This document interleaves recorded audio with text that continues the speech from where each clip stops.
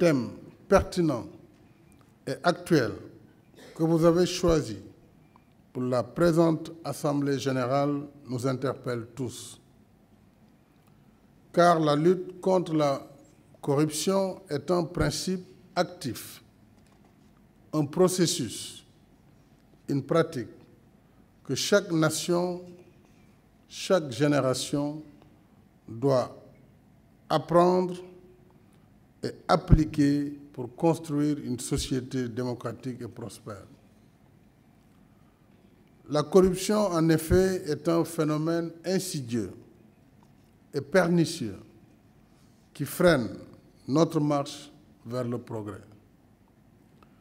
Elle porte atteinte à la morale, à la bonne conduite des affaires publiques, à l'état de droit et surtout soustrait des ressources indispensables au développement des nations.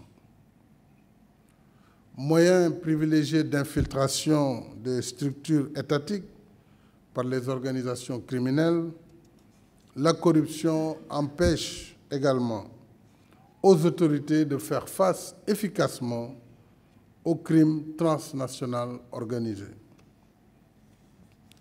De surcroît, elle favorise l'accaparement des ressources par une minorité. Elle exacerbe les inégalités sociales et sape la stabilité nationale.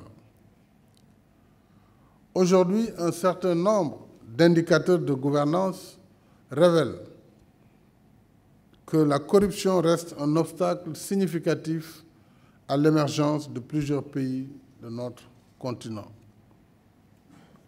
Mais de toutes les formes de corruption, celle touchant aux ressources naturelles est la plus grave ou l'une des plus graves pour le continent, en ce qu'elle érode la base même de son développement. Elle empêche ainsi à la grande majorité de nos populations, notamment les couches les plus vulnérables, d'accéder aux services sociaux de base essentiels. Or, l'Afrique peine encore à atteindre une prospérité à la hauteur de ses immenses potentialités naturelles. Vous l'avez rappelé, Monsieur le Président, malgré les ambitions fortes portées par toutes les forces vives du continent. Ce paradoxe réside davantage dans la malgouvernance que vous, institutions de lutte contre la corruption, avez la lourde charge de prévenir et de combattre.